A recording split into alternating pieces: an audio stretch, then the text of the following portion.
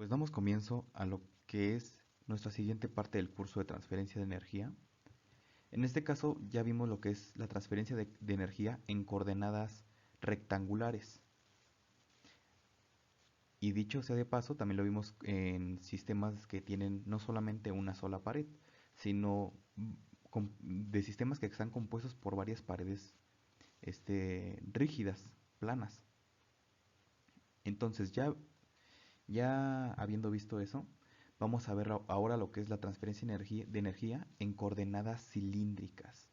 Vamos a pasar a otros tipos de coordenadas, que esos ya los venimos manejando desde clases anteriores. Bueno, cabe mencionar que todo el análisis que se va a hacer es análogo, es muy similar al análisis que hicimos en la clase pasada. Si no has visto la clase pasada de coordenadas rectangulares, te pido por favor que la cheques porque si no, no le vas a entender a todo lo que o lo que voy a hacer aquí. Entonces primero ve ese video y después ya regresas y te chutas este video por completo. Porque ahora va a ser más rápido lo que es el análisis. Bueno, pasando con las coordenadas cilíndricas, tenemos nuestro segundo caso.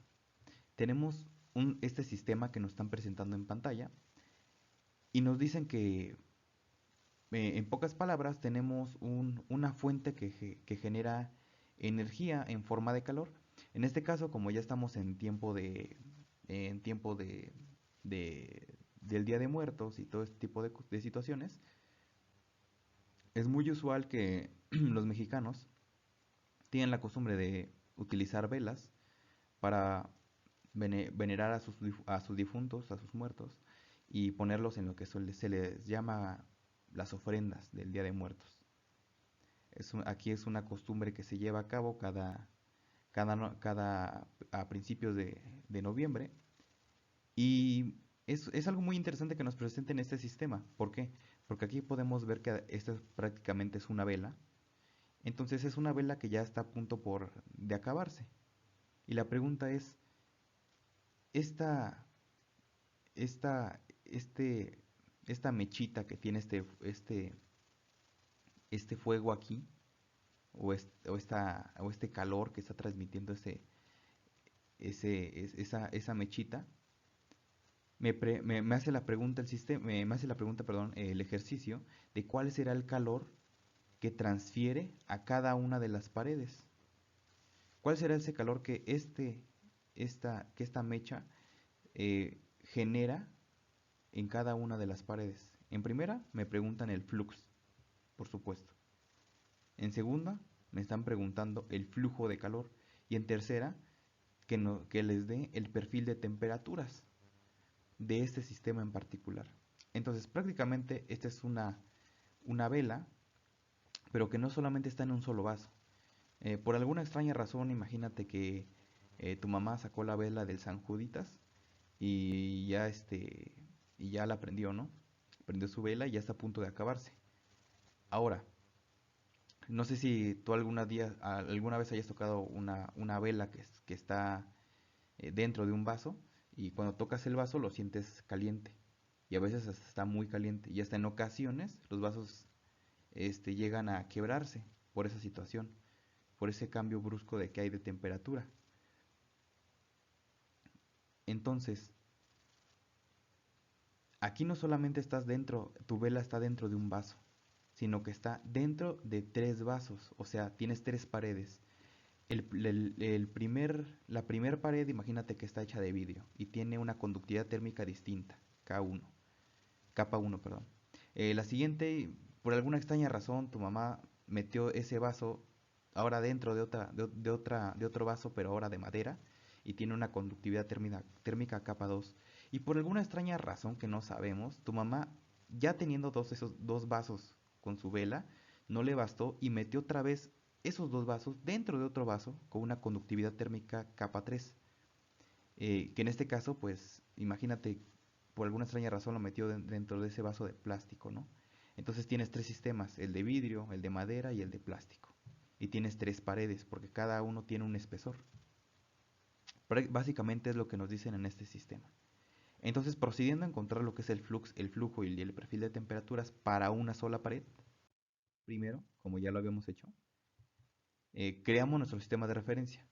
Lo que acabo de hacer ahorita es como, lo que acabo de hacer en este momento es como si veamos la vela desde un ángulo donde no podíamos ver lo que era la superficie de arriba, o sea, donde está esta cara redonda. Veíamos nada más el largo de lo que es el vaso. Ahora, si yo me voy a una vista aérea por encima del vaso, pues yo puedo ver esto. Esta imagen es la que yo veo. Donde adentro estoy viendo el fueguito que tiene esa mecha de la vela. Y lo que estoy viendo ahora es también, pues que aquí lo que estoy seleccionando, pues es mi primer vaso, ¿no? Que es de vidrio. El segundo vaso que es de madera y el tercer vaso que es de plástico. Ahora, lo que yo voy a utilizar solamente para hacer el análisis primero de una sola pared, como lo hicimos en la clase pasada, yo solamente voy a tomar el vaso de vidrio, porque es la primera pared. Pueden tomar el que ustedes quieran, pero a mí se me hace más práctico siempre, y de hecho lo es, tomar siempre la primera capa, o sea, el primer espesor, en este caso que es de vidrio. Y como se pueden dar cuenta, aquí ya está representado lo que es el aire caliente que está dentro, o que, que como en el sistema tenemos aire, no hay un vacío, sino que hay aire, y esa mecha lo que provoca es un cambio de densidad.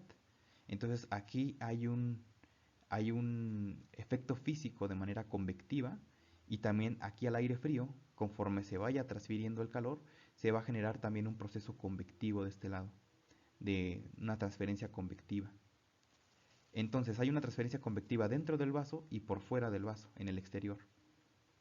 Igualmente, como en las paredes, nos podemos dar cuenta que si nosotros nos movemos con respecto al radio, y es aquí donde empieza lo interesante, si nos movemos con respecto al radio, nos podemos dar cuenta que nuestras temperaturas van disminuyendo.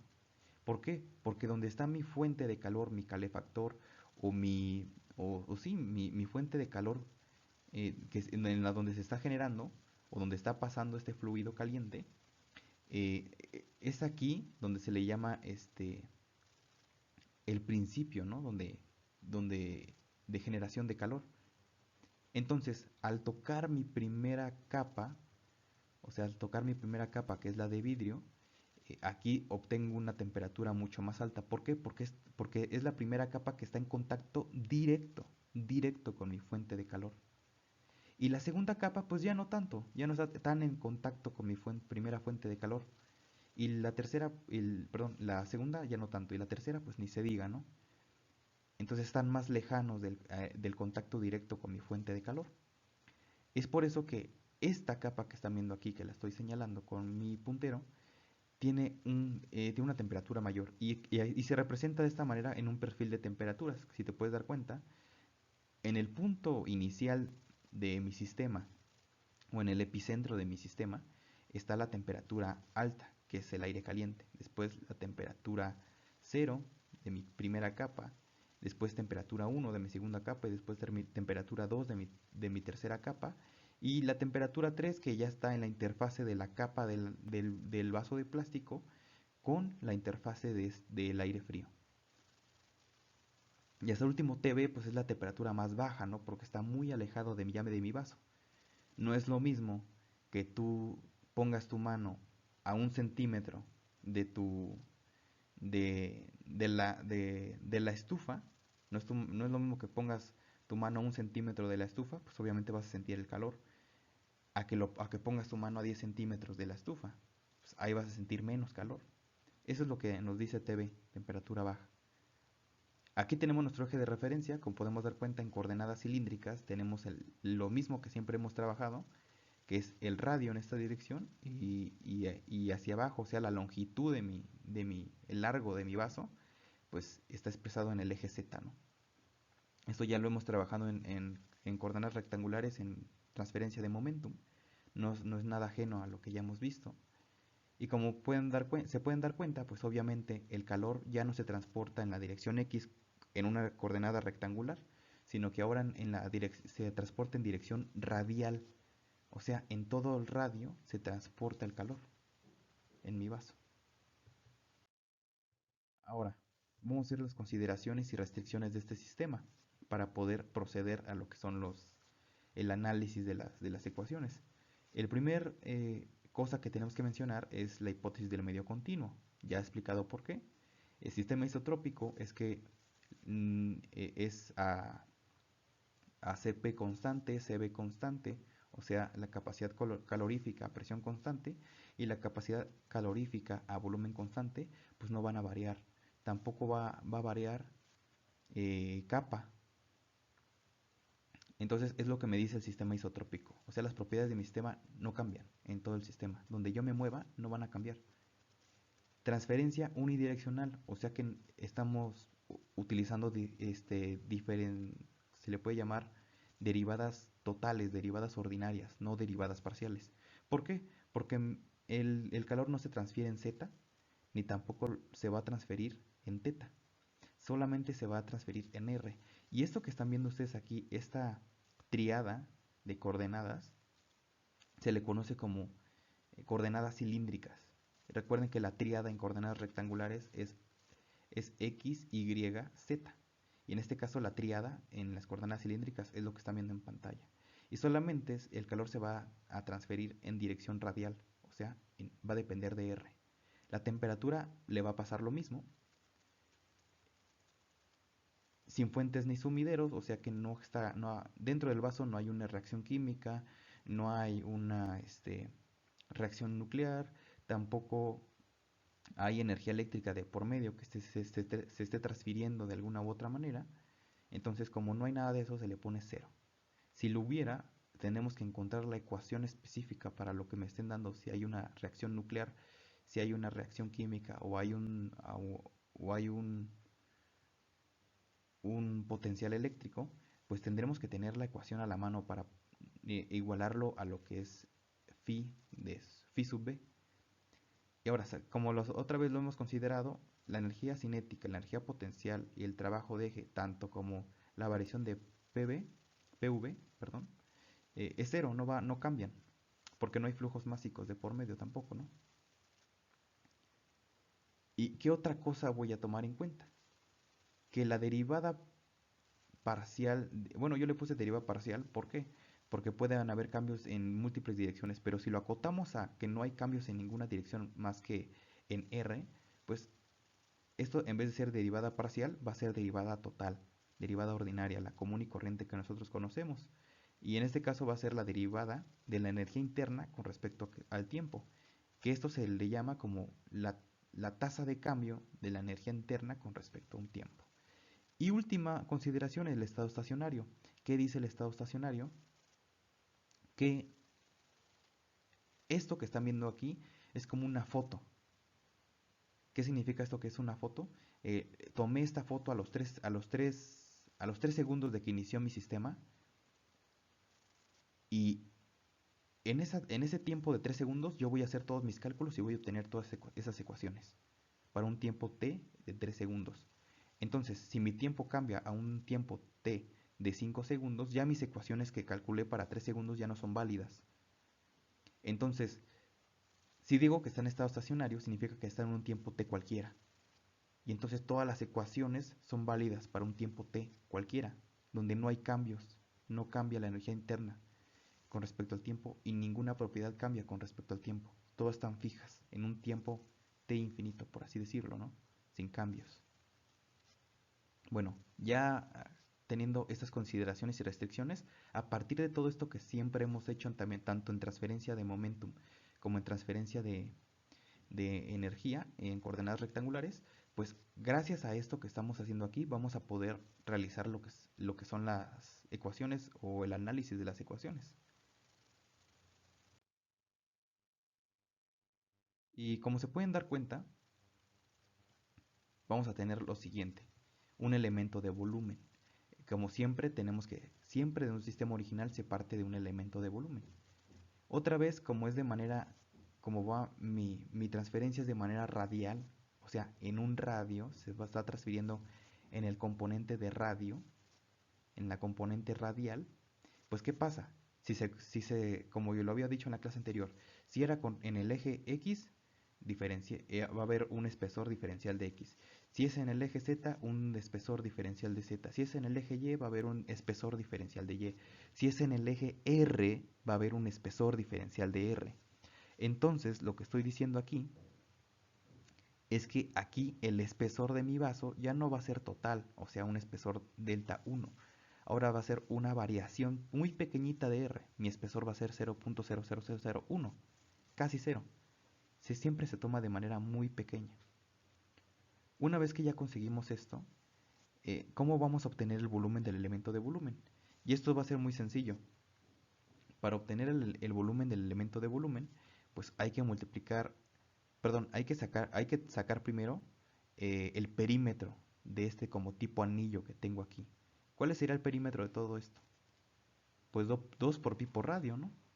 Ahora, ¿qué pasaría si yo multiplico por delta R, o sea, por el espesor? Ah, pues ya me crea este anillo plano. Ah, pero si yo quiero este anillo plano proyectarlo en todo el eje Z a una altura L, pues ya se crea mi vaso, ¿no? Entonces ya tengo un volumen, 2πr delta RL. Y es así como se crea el volumen. Bueno, ya explicado eso, vamos a hacer el balance de energía. ¿Cómo se hace el balance de energía? Los fluxos que veas que entran, los colocas ahí. Y los fluxos que salgan, los colocas pero con un signo menos. O sea, lo que entra es igual a lo que entra menos lo que sale. Y una generación. Y en este caso, la generación, pues no hay. No hay fuentes ni sumideros de energía. Y tampoco hay acumulación, porque no hay propiedad que cambie con respecto a un tiempo. Entonces, dicho sea de paso eso, fíjense que como ya tenemos esta ecuación, que es los fluxos que entran menos los fluxos que salen, que aquí está el flux que está entrando y el flux que está saliendo, fíjense qué es lo que pasa. Tengo ya, genero esta ecuación donde phi de v es la generación, que es la generación, pues reacción química, todas esas cosas que ya he mencionado. Y la acumulación, pues es cómo se acumula la energía interna en tu sistema, que la energía interna es la energía que tú le estás transfiriendo de manera externa y tu sistema adquiere, come energía y se va haciendo como, imagínate como si fuera un gordito que va comiendo y entre más come más gordo se vuelve. Eso es la energía interna. Y con respecto al tiempo va cambiando, se va volviendo más grande tu energía interna. Entonces, como hay fuentes, no, sin fuentes ni sumideros, perdón, phi se va a cero. Y esta tasa de cambio es cero porque está en estado estacionario. No hay cambios con respecto al tiempo. Y al final, otra vez, de nuevo, encontramos esta expresión. Y ahora tú me preguntarás, ¿de dónde sale 2πrl? Ah, pues fíjate. ¿Qué pasaría si este cilindro, que es tu vaso, si este cilindro tú agarras, imagínate que se puede, ¿no? Tú agarras un cuchillo y cortas tu vaso a la mitad. Sí, agarras tu cuchillo y lo cortas a la mitad. Perfecto. Bueno, no es cortarlo totalmente a la mitad. Estoy pensando que no es la palabra correcta, sino que cortas tu vaso de un lado solamente. Solamente lo cortas de un lado, tu cilindro. Como el cilindro que tienen los rollos de papel de baño. Si nada más cortas una parte y tú desdoblas ese cilindro del rollo de baño, te queda esto, del papel de baño. Fíjate que te queda esto, ¿no? ¿Y cuál era la altura de tu cilindro? Ah, pues era L, ¿no? ¿Y qué era esto? ¿Qué era este lado? Ah, pues si yo estos dos puntos que estoy aquí señalando con mi puntero, los uno con estos dos puntos, haciendo que esto como que crea haga una curva y toquen estos dos puntos, pues fíjate que ahora vuelvo a tener esto que está aquí, esto que están viendo aquí. Pero la intención de todo esto, de este análisis que está haciendo aquí, es que el calor se está transfiriendo a tu pared, pero tu pared no es esto que estás viendo aquí de manera aérea, o sea, por arriba del vaso, sino que lo tienes que ver de perfil. Y tú de perfil estás viendo el área del vaso, el área lateral del vaso, que solamente tiene un área, ¿no? Porque es un cilindro, solamente tiene un área, no es un cuadrado. Un cilindro solamente tiene un área lateral. Entonces, ¿su área lateral cuál sería? Ah, pues esto no es más que el perímetro, porque te repito, si uno estos puntos con estos otros que están aquí de L, creo lo que es otra vez mi circunferencia, mi cilindro. Entonces, ¿cómo se mide el perímetro de una circunferencia? 2 pi por el radio. ¿Y cuál es la longitud? L. ¿Y qué pasa si yo multiplico 2 pi por radio por L? Pues eso me da el área lateral del vaso. Y es ahí donde se está transfiriendo el calor. Tu calor no está entrando por arriba del vaso. O sea, tu calor no está entrando por arriba del vaso, ni tu calor está entrando por abajo del vaso, sino que se está transfiriendo de manera radial en la parte lateral de tu vaso. Porque si entrara por arriba, estaríamos hablando de la componente Z. Y si entrara por abajo, estaríamos hablando de la componente menos Z. Pero aquí el flux te está diciendo con su subíndice que solamente es de manera radial. Ojo ahí. Entonces tengan cuidado en eso. Una vez explicando eso, es por eso que se multiplican los fluxes por el área. Recuerda que eso siempre se hace en transferencia de momentum. Los tensores también se multiplican por el área y aquí se multiplican los vectores por el área. Que en este caso, recuerda que el flux es un vector, no se te olvide. Bueno, ya habiendo explicado eso, fíjate lo que hice aquí es otra vez de nuevo sacarle un signo menos, le factoricé un signo menos para acomodarlo, para que tenga una forma del cociente incremental de Newton. Y ya rápidamente, pues los cálculos que hicimos la otra vez, ¿no? Simplificamos y en este caso, fíjate que aquí va a cambiar algo, que R es una variable independiente. O sea, todo lo que estás tú calculando, la letra R expresa que es que el radio, perdón, expresa que es el radio. Y el radio está cambiando, porque tú te estás moviendo a través de ese eje R. Entonces el radio está cambiando. Entonces, si cambia, es una variable independiente. Y la variable dependiente es el flux. Entonces, aquí tú no puedes hacer cálculos teniendo el radio fuera. Entonces, si el flux y el radio están vinculados, pues tú tienes que ingresar este radio a cada uno de los términos dentro del paréntesis. Estás forzosamente obligado. ¿Por qué no pasaba en la clase anterior? Porque aquí no teníamos una X. Si hubiéramos tenido una X ahí, estoy obligado a ingresarlo dentro, porque en la clase anterior mi transferencia cambiaba con respecto al eje X y en este caso cambia con respecto al eje R. Y en este caso, desafortunadamente yo tengo el R aquí, entonces tengo que ingresarlo sí o sí. Entonces ingreso ese R en cada uno de los términos de ese binomio y me queda lo siguiente. Ahora, divido toda la ecuación entre el elemento de volumen, entre el volumen de mi elemento de volumen, perdón, y obtengo lo siguiente. Simplifico y llego a esta expresión. Ahora, si paso a R del miembro derecho de manera que estaría multiplicando, porque aquí está dividiendo, fíjate que aquí está dividiendo mi R, y pasaré del otro lado de multiplicando, ¿qué es lo que pasa? Queda eso. Y ahora, tú lo que estás viendo en pantalla no es más ni menos que la definición de la derivada. Entonces, ¿cómo yo aplico la definición de la derivada? Haciendo esto. Aplicando el límite cuando delta R tiende a cero, cuando delta R colapsa, cuando ese espesor colapsa. Entonces, si aplico el límite cuando delta R tiende a cero en ambos miembros de mi ecuación, obtengo lo siguiente, que es la definición de derivada. ¿Y cuál sería la derivada? ¿Y cuál sería su argumento de esta derivada? Por así decirlo, pues sería R por QR. Si te das cuenta, aquí se está manteniendo la R que habíamos ingresado de manera obligatoria a lo que es el binomio.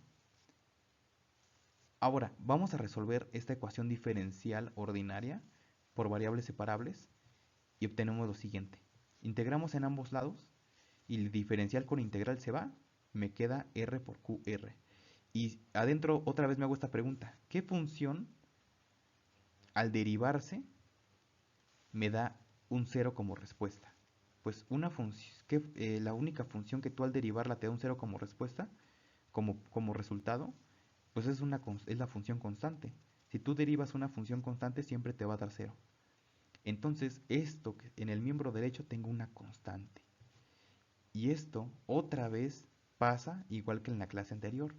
El producto de R por QR es constante en esta pared de vidrio que estoy analizando. Recuerda que todos los cálculos que estoy haciendo son para la pared de vidrio, solamente para esa pared. Ahora, vamos a encontrar el perfil de temperaturas. El perfil de temperaturas lo encontramos de esta manera. Ya encontramos que el producto de esto es igual a una constante. Paso del otro lado, a mi R la paso del otro lado, de manera que va a pasar dividiendo. Aplico la ley de Fourier, obtengo esto. Y solamente, bueno, fíjate que la ley de Fourier se define de esta manera. Entonces, en mi ecuación que aquí tengo, que estoy señalando con mi puntero, lo único que voy a hacer es donde vea QR, pues ahí sustituyo la ley de Fourier y obtengo esta relación. Ahora, si yo paso del otro lado capa, porque me está molestando ahí, porque si quiero obtener un perfil de temperaturas, quiero despejar a la temperatura, y en este caso hay una diferencial de temperatura ahí.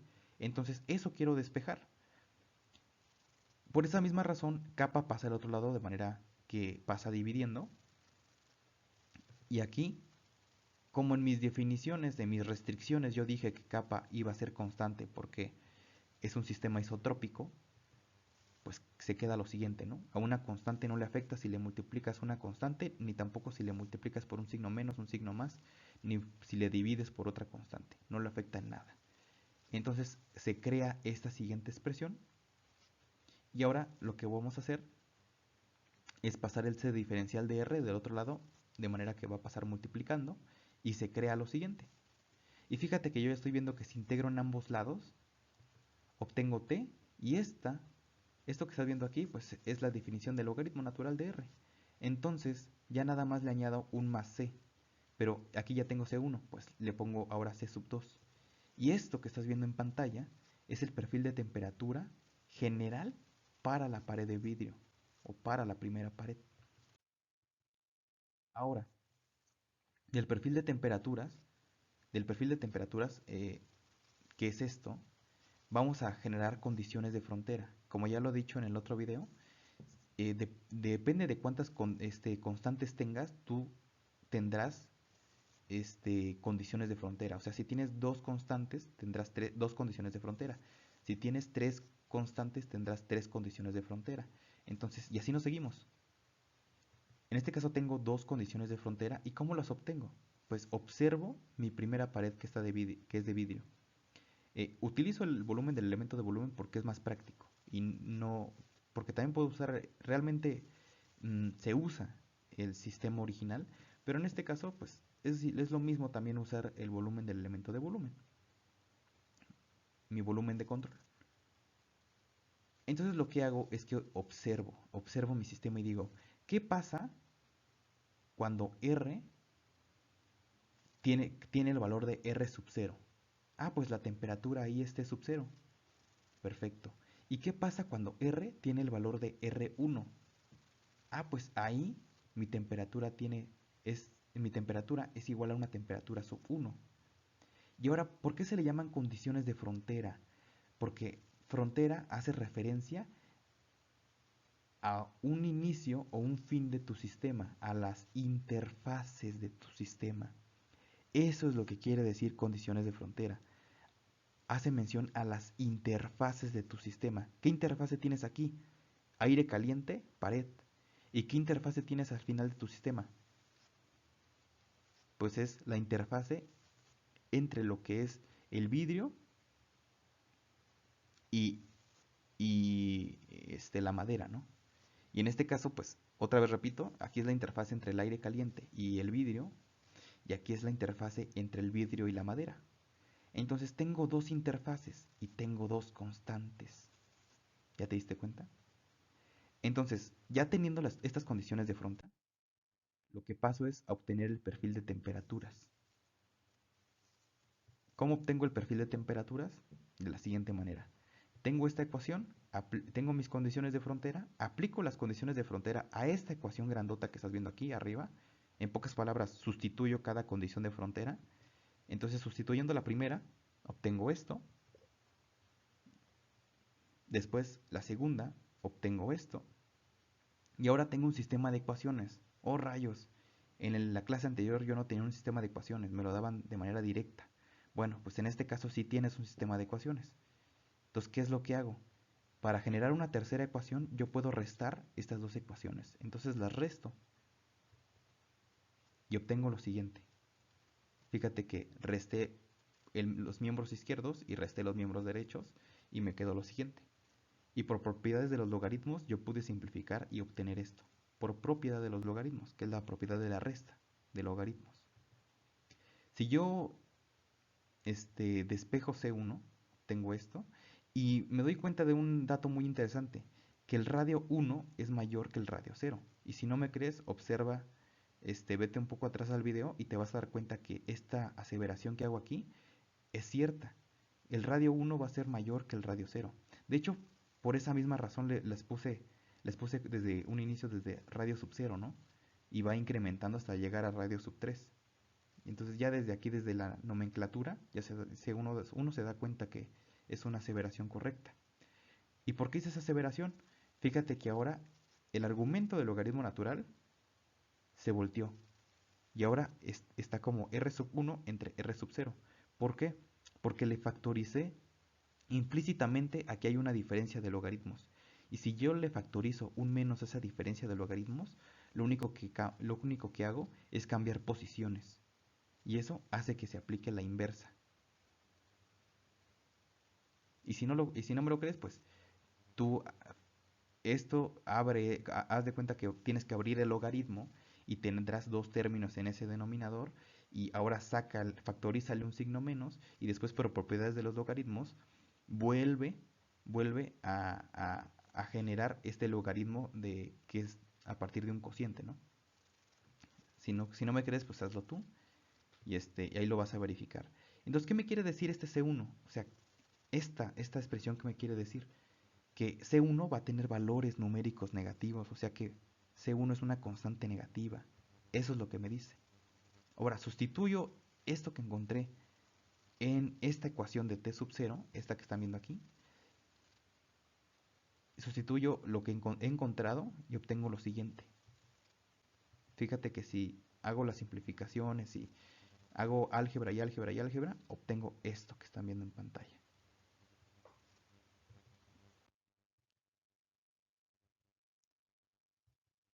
Entonces, en resumen, yo tengo estas dos constantes que encontré gracias a mis condiciones de frontera. Sustituyo en la ecuación grandota que ven hasta arriba, esta que están viendo aquí, y eso es lo que obtengo. Fíjate que aquí hay un signo menos, ¿eh? Ojo, aquí hay un signo menos. Entonces aquí es un término, tengo tres términos, dos términos positivos y un término negativo. Bueno, perfecto. Ahora, ¿qué hago? Yo me doy cuenta que este t sub 0 yo lo puedo pasar del otro lado, restando. Ahora tengo esta diferencia de logaritmos y cada logaritmo tiene como coeficiente un factor. Y fíjate que este factor se repite en ambos logaritmos. Entonces, si es un factor igual, puedo factorizar. Entonces factorizo y fíjate que me queda lo siguiente. Esto es lo que me queda. Ahora, tú puedes dejar esto expresado así y es válido también, ¿eh? O sea, tú puedes llegar hasta acá o puedes llegar hasta acá y dices, es que ya no la armo. Nada más lo único que dices fue factorizar y ya no sé qué sigue después de ahí. Y ahí es válido. Pero si tú tienes mucha práctica o ya entiendes un poquito más o menos de esto, ya le agarraste la onda, lo que tú vas a hacer es que esto que estás viendo aquí, este t sub 0 menos t sub 1, lo puedes pasar del otro lado. Está aquí multiplicando, lo pasas dividiendo y aquí se ve. Ahora, solamente te queda lo siguiente. El logaritmo natural de r entre r sub 0. Pero, ¿cómo es que cambió? Ah, pues fíjate, si yo pasé esto aquí y si fíjate que aquí tengo la temperatura menos la temperatura sub 0 o la temperatura inicial, fíjate de algo muy interesante. Que si a esto que estás viendo aquí en el numerador, yo le factorizo un signo menos, tengo lo siguiente, t sub 0 menos t. Oh, ya tengo T sub 0 menos T.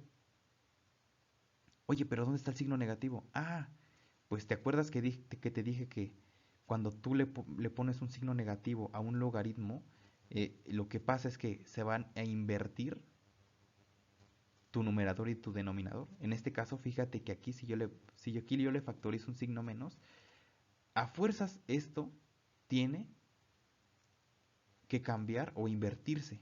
O sea, lo que está arriba va abajo y lo que está abajo va arriba. Y es por eso que se genera esto. Y ahora sí tengo T sub 0 menos T.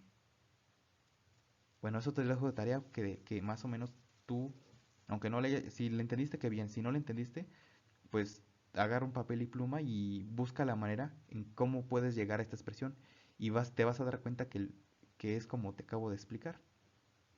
Bueno, como procuré explicarte, ¿no? Entonces, esto es el perfil de temperaturas para la primera pared.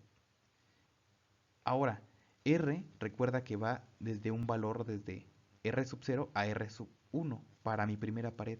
De manera global, R va a tener valores desde 0, perdón, desde R sub 0 hasta R sub 3.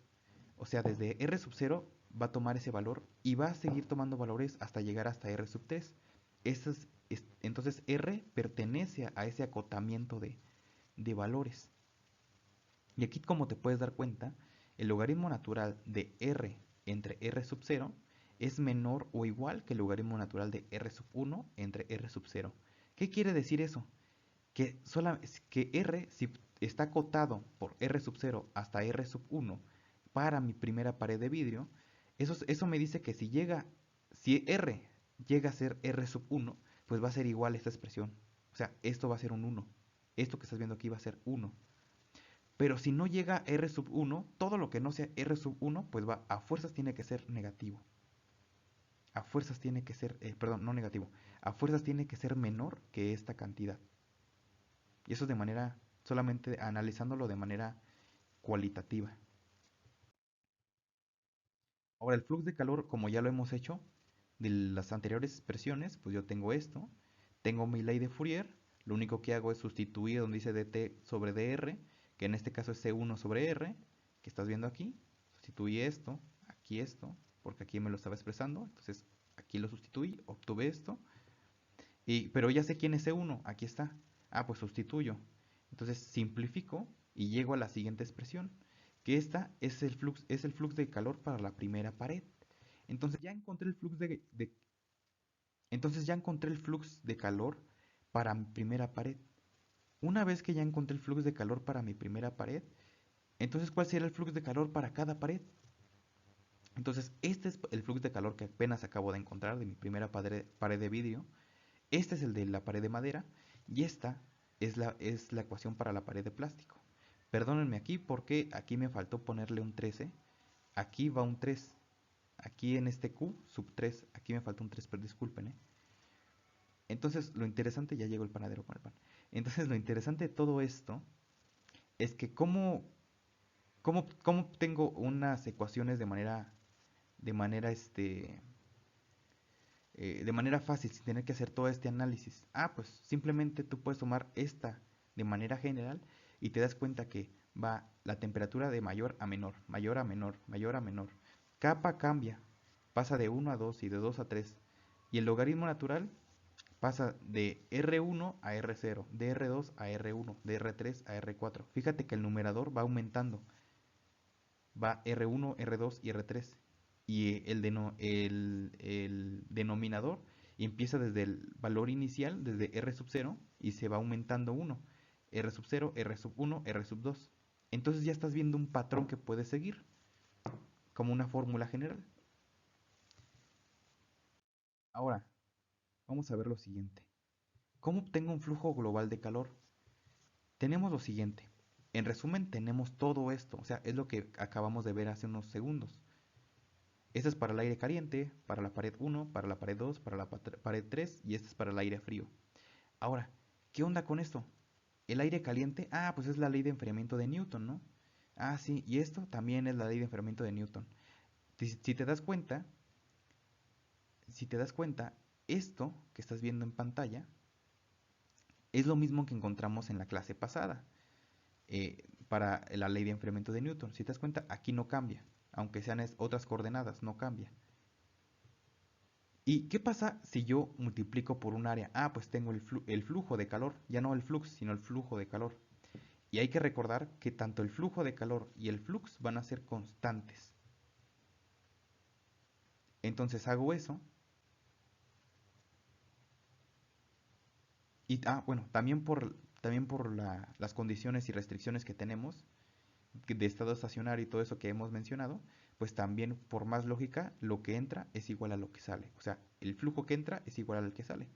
Y por esa razón yo ya no tengo necesidad de nombrar a cada Q con con un subíndice, porque todas las Qs tienen el mismo valor numérico. Entonces, como tienen el mismo valor numérico, todas esas ecuaciones son iguales.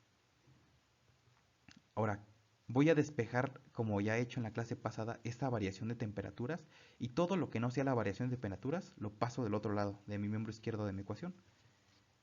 Una vez que ya hice eso, voy a darme cuenta que ahí tengo una Q repetida, factorizo esa Q y tengo todo esto.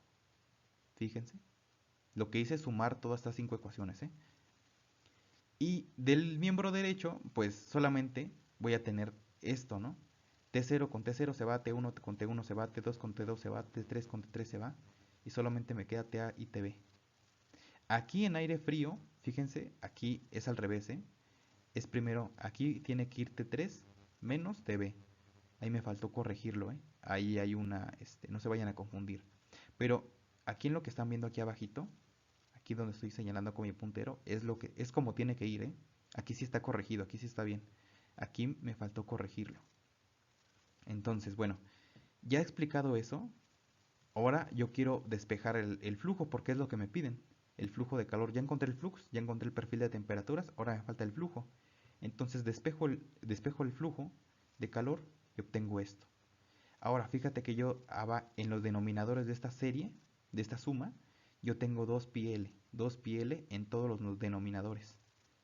Entonces factorizo ese 2πl y lo saco. Fíjate que si yo lo vuelvo a ingresar a este paréntesis, regreso a la ecuación de atrás, a la ecuación de arriba, perdón. Y de nuevo, como ya hemos visto, pues la inversa de la inversa, pues me genera esto. Ahora el 2πl se va hasta arriba en el numerador. Y ya hemos encontrado el flujo de calor de mi pared de vidrio. Ah, perdón, de mi, perdón, perdón, el flujo global de calor. Pero bueno, también es cierto que es de la pared de vidrio, pensándolo bien. ¿Por qué? Porque recordemos de nuevo, que el flujo de calor es constante en cada una de las interfaces y para cada pared, o sea que es el mismo. No cambia el calor. Gracias a mis consideraciones y restricciones. Entonces tenemos el flujo global de calor, expresado de esta manera. Y yo quiero forzar esta expresión para que se encuentre en forma de la ley de enfriamiento de Newton. Entonces, para forzar eso, yo tengo que factorizar a R sub 0 de mi denominador que están viendo aquí. Si lo factorizo, yo estoy forzado a tener que poner aquí multiplicando a R sub 0 donde no estaba. Fíjate que si ahora entra este 1 sobre R sub 0 a cada uno de los términos, regreso a mi ecuación que está aquí arriba. Entonces ya sabemos que la inversa de las inversas, pues R sub 0 ahora queda pegado aquí. Entonces, ¿qué tengo aquí? 2πr por L. Ah, ¿eso no es un área? Exactamente, es un área. ¿Pero qué área? El área inicial, el área donde por primera vez mi calor está tocando a la primera pared que se encuentra. O sea, en este caso a la pared de vidrio. El área interna de la pared de vidrio, el área interna del vaso. Entonces se le denomina como A sub 0. Esto que estás viendo aquí se le llama la ley de enfriamiento de Newton global y se expresa de esta manera, donde A sub 0 en este caso va a ser 2pi R0L y se miden y sus unidades son metros cuadrados. Acá arriba es Julio sobre segundo para el calor, para el flujo de calor, perdón. Para la para esta expresión tenemos lo siguiente, que es watts, metros cuadrados por cada segundo. Se me olvida siempre su nombre. Es coeficiente global de transferencia de calor, me parece. Sí, creo que sí. Es que se me olvida siempre porque confundo H y U. Pero esta expresión que estás viendo aquí, ese es el coeficiente global de transferencia de calor, según yo. A ver si estoy en lo correcto. Pero lo que quiero darte a entender es que esto partía de esta ecuación. Fíjate, y todos esos componentes están ingresados en esta ley de enfriamiento de Newton global. Global. Ahora de manera general, ¿cómo lo podemos expresar? Ah, pues de la siguiente manera. Tú en paredes compuestas de manera cilíndrica tendrás esto, donde A es 2pi r sub 0 L. U va a ser esta fórmula, donde este término que estás viendo en medio te está preguntando cuántas paredes tienes y N te está preguntando eso, oye, ¿cuántas paredes tienes? Y tú a N le dices, ah, tengo 5. Ah, entonces N vale 5. Y si N vale 5, inicia tu conteo desde J igual a 0 y empiezas a hacer tus sumas. Si tienes 5 paredes, tendrás 5 términos aquí adentro. Eh, Aunados a estos dos que ya tienes, ¿no? Que son los términos convectivos. Y aquí están los términos conductivos. En este caso, fíjate que si aquí la R0, esa se queda fija, y la que sí va a cambiar es R sub n, pero n, ¿quién es? Ah, pues n es lo que le diste de comer a tu sigma. En este caso, si dijiste que era 5, pues aquí pones 5 también. Y generas este conteo, esta suma. Y si lo haces, en este caso, para las tres paredes que tenemos, que sería de j igual a 0 hasta 3, si tú lo empiezas a hacer, te darás cuenta que llegas a la expresión que anteriormente vimos. Entonces, esto lo puedes copiar en tu formulario si tienes paredes compuestas. Y puedes obtener tanto el flujo de calor, el área, y AU, la transferencia global de calor. Ahora una nota muy importante. Siempre se va a usar R sub 0 como primer radio de referencia. Si tú usas R sub 1 u otro, lo que a ti te dé la gana, pues tienes que ahora tú expresar tus propias ecuaciones. Yo siempre lo utilizo iniciando siempre con R sub 0. O sea que desde el centro de mi cilindro hasta la primera pared, eso es R sub 0. Si tú le pusiste R sub 1, esas ecuaciones ya no son válidas. Pero si tú utilizas, recuerda que tú puedes poner lo que tú quieras. Tú le puedes poner R sub Pepe, sub Fernandito. Y en este caso yo le pongo R sub 0 siempre. Entonces le pones R sub 0 y estas ecuaciones son válidas. Te repito, desde el centro de mi cilindro hasta la primera pared, ese radio es R sub 0. Y bueno, pues sería todo. Eh, una vez más te pido que te suscribas, que actives la campanita de notificaciones y que me dejes un like, ¿no? Y si tienes alguna duda, algún comentario, pues déjalo aquí en la cajita de comentarios y yo atenderé tus dudas o tus preguntas. Muchas gracias por ver mi video, gracias por tomarse el tiempo y les deseo mucha suerte y éxito a todos. Nos vemos.